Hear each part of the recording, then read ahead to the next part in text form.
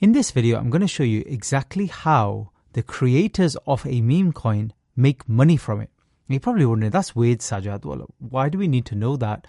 We're just trading the coins. Well, it's really important you know how they make money from this as well, because then you can kind of understand how well a coin might do. You'll understand more how rugs and scams happen. You'll understand more as well if the coin's got longevity in future. How might that happen? Because the intentions of the creators of the coin are really important. And I'll show you why in just a minute. So let's use an example, hypothetical. Let's say there's a new meme coin, and let's just call it coin with the $ ticker. And let's say there's 1 billion supply of this coin. And the creators of this coin, so there'll be a dev. Dev is short for developer. They're the ones who write the contract. Sometimes it's just the developer literally launching the coin. There's nobody else. Sometimes they have whole teams. There's somebody doing the marketing. There's somebody doing the social media side of things. And there's a developer. And there's moderators on their Telegram group. A moderator is just somebody who just engages people in the chat, replies to them, answers their questions, pins Twitter comments, stuff like that. So it could be a team or it could be literally just one person. A lot of these coins, believe it or not, are just one person launching. And the way they make their money is when they send this coin live, you have to remember it costs them money. So it can cost them anywhere up to, let's say, $1,000, roughly. And if they've got a lot of experience, it could be a little cheaper than that. But let's use round numbers. It's probably going to cost them about $1,000. And they need to get a return on their money. The same way when you invest and you trade in a meme coin and you spend $100 or $1,000, you want to get back more. You want to get back double. That's the point of this training program. So how do they make the money? First way, what they do is before they send the coin live, they keep some of the tokens. And I discussed this in other videos where obviously we've been talking about liquidity. But it's good to know from this perspective. So they keep, let's say, 200 million tokens. So that's 20% of the 1 billion. So they keep 20% of the supply. So what happens is the other 80% goes live and it starts trading. And what they do with this is they slowly sell.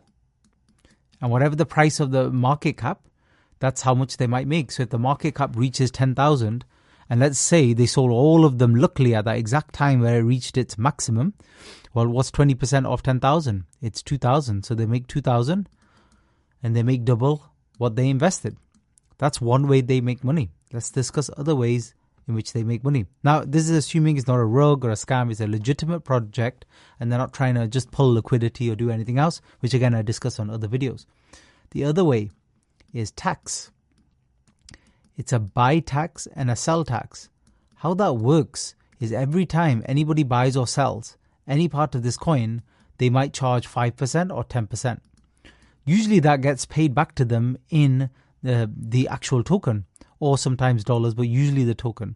And then what they can do is they can sell the token or they just get that 5 or 10% per trade. So if somebody makes a trade and they buy $100 worth of Solana in this particular coin, $5 basically goes straight to the creator every time they buy. So if you think about it, it does add up over time. It kind of add up to a good bit.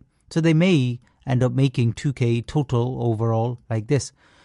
Now, if they've set the contract in such a way that they can change the tax, they can keep this high at the beginning and then actually reduce it to 0% because people don't like to see high tax. The traders and people investing in meme coins don't like that. The coin doesn't usually do well. The ones that do well nearly always have 0% tax. That's one of the reasons people like that particular coin. So these are two of the most common ways in which they actually make money from this. And the top way, sometimes in marketing, you might see in their marketing spiel, what they say is they're withholding some tokens, these ones, for marketing. They literally say that. And their plan is to sell some of them so that they can spend it on some sort of advertising costs, like paying for soul trending and stuff like that, which again, we discuss later on in the trading program. So that's basically how it works. So that's the two main ways. So believe it or not, there isn't any kind of other way. Just by launching the coin, they don't automatically make money. And remember, they've lost money when they actually launch. Now, I'm talking, by the way, about 2K there. Let's say we got to 10K market cap. Remember, some of these coins can reach hundreds of thousands in market cap. So this figure here could be a lot higher. This could be a lot higher. And even the creators and the devs, they have no idea how well the coin might do. They're just hoping to ride on some trends, do something hopefully unique, even though a lot of them you see are not unique, and make some money. But what you might see a lot of are coins that are not very good at all, and you're probably wondering, like, why are they launching? You see the same thing again and again. For example, Pepe. There's a new Pepe every single day, or there's a new Reddit coin every single day. And you're like, why do they keep doing this? Well, the reason they do it and they quickly make a little bit of money and then just the coin just crashes is because they've worked out ways to be very efficient. To get this cost down to like as little as $200. And then as long as they make $500 to 1K on the actual launch itself, that's enough for them to then just walk away. So the coin has a little pump for 10 minutes, 20 minutes, falls down, and that's the end of it. And that's enough for them. And they're happy, rather than trading, which is what I'm teaching you here, they're happy to just, they take all of that risk and do all of that work, getting the coin set up. And as for as little as 200, that's including website, marketing, everything, by the way, contract, everything. Little as $200, flip for 500 to 1,000, and then just walk away. So those are the main ways. I mean, this is not like comprehensive. There are technically other ways. So, for example, one of the other ones, a little bit more indirect, but it might be later on if the coin's doing well, they launch things related to the coin. They might launch NFTs. They might make a bot, like a trading bot, that people buy or do, they get some tax for, they get some fees, transaction fees for, much like BonkBot actually. Or, so NFTs, bot, what else? Maybe merch, maybe merchandise of some, t-shirts and cups or something with the picture of the token logo on, stuff like that. So that's obviously if they get a little bit bigger, maybe they'll do some brand deals as well. The list is endless. But hopefully that gives you an idea, like immediately. This is why when we're doing our scanning of contracts, we check to see how much the team are holding in terms of numbers of this 1 billion. Because we need to know how much they're holding. Because if they're holding too much, it's risky for us as investors because they could suddenly sell 20%. What do you think happens when a team suddenly sells 20% all at one time, suddenly in a collection? Well, the price goes down. It plummets rapidly.